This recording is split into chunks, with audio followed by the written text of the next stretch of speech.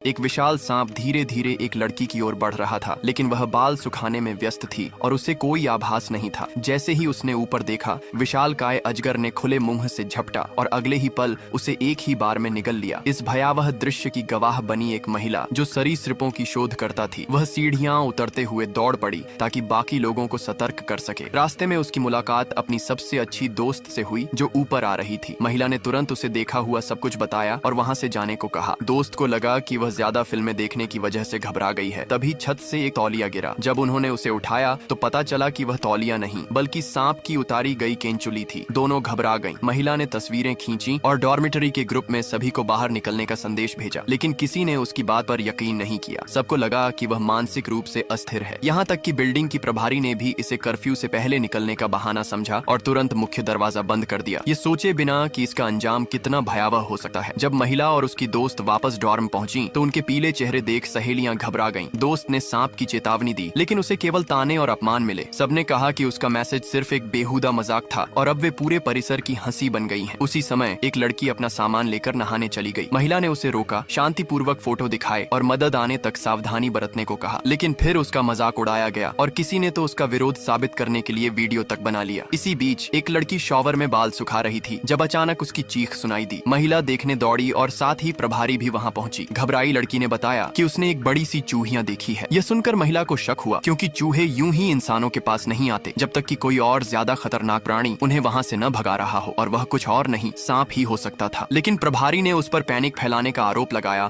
और बाकी लड़कियां भी उसे पागल कहने लगीं। एक सहेली ने अवसर का फायदा उठाते हुए उसका मजाक उड़ाया और आरोप लगाया कि वह डेट पर भागने के बहाने बना रही है। प्रभारी ने गुस्से में आकर उसे सजा देने की बात कही। दोस्त ने उसका बचाव किया, लेकिन वह दुर्भावनापूर्ण सहेली द्वारा धक्का दे दी गई। उसी ने व्यंग्य से कहा कि अगर महिला सांप को ढूंढ पाए तो ही वह उस पर यकीन करेगी। महिला को नहीं पता था कि सांप कहाँ है। तभी अचानक उसे जमीन पर रेंगने जैसी एक डरावनी आवाज सुनाई दी। वह समझ गई कि सांप शिकार पर निकल रहा है। उसने अपनी दोस्त का हाथ पकड़ा और दोनों बिना देर किए डॉर्म से बाहर दौड़ पड़ी। प्रभारी को लगा कि वे नियम तोड़ रही हैं और वह अन्य लोगों के साथ उनका पीछा करने लगी, लेकिन किसी को पता नहीं था कि जैसे ही वे भागी, वह विशाल सांप पहले ही प्रकट हो चुका था और जो लड़की अकेली रह गई थी उसे वह निगल चुका था। महिला और उसकी दोस्त मुख्य दरवाजे तक पहुंची, लेकिन वह बंद था। वे फिर से दौड़ पड़ी पूरे भवन में चाबी खोजने, और जमीन पर वह चाबी मिल भी गई। लेकिन जैसे ही वे दरवाजे तक पहुंची, सांप अचानक बिना किसी चेतावनी के उनके सामने प्रकट हो गया।